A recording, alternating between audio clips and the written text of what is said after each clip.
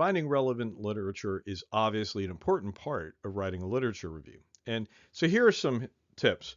First of all, big tip, start with the scholarly research. Look in databases of journals. You aren't going to find the scholarly literature by doing a Google search. You might find it doing a Google Scholar search. However, if you have access to databases of journals through the library at your university, like students do at Troy, we have JSTOR, very good journal. And so you want to start with that scholarly research because that's the literature you're trying to review. And it seems kind of obvious. You might also, as part of this, need to categorize your topic. That is to say, you may need to, you might be looking at an event or something that's happening. You might need to put that into a more general category. For instance, if you were interested in how the war in Ukraine was going to affect nuclear proliferation, right, and affect that, you would probably, you know, want to look at the broader category of nuclear proliferation. And, sometimes the thing you're interested in might fit in several categories. And you might have to think about, okay, what aspect of it do I really want to explain? What is my research aim here? And that will then say, all right, here's what I'm going to look at. For instance, you might look at the Arab Spring and say, am I interested in democratic transitions? Am I interested in mass uprisings? Am I interested in revolutions? What about this am I wanting to explain? And therefore, what general category is it going to be in? Because you're not going to find anything in the, journal articles take several years to publish. So if you're looking at something that's ongoing or fairly recent, you probably aren't going to find much on it, but you might find a lot on the category into which it fits.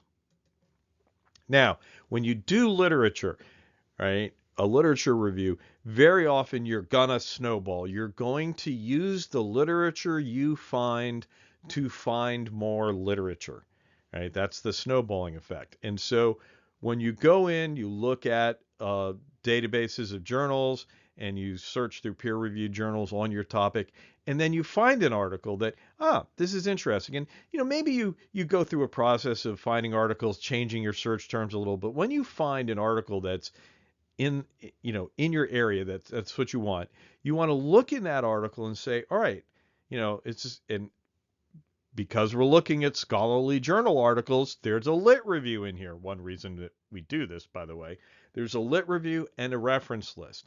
And so you can very quickly identify a bunch of relevant literature because the authors have done it for you. And the lit review actually probably will tell you some stuff that's very useful.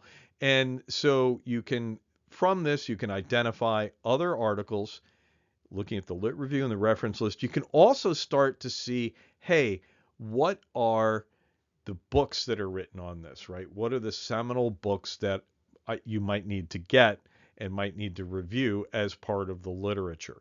So these two things right here, this is going to get you most of the way there. This is what you're going to really want. Now, you're probably going to, if you're using a modern database, either Google Scholar or JSTOR at Troy, we use that. They also will give you related items. Very nice, right?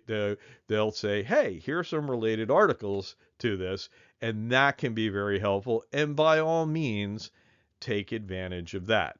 Another thing you might want to do is when you start finding things that are written by people, articles on your topic, sometimes those authors will have written multiple papers on the subject. So sometimes searching for authors that are coming up in your lit reviews can also be a way to find related articles. And one last thing, when you know an author is writing on the subject, you can look in Google Scholar and a few other things. So this is more difficult to find.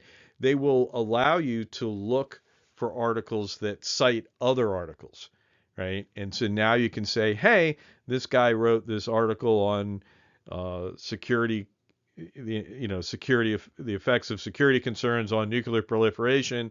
Who has cited him, right?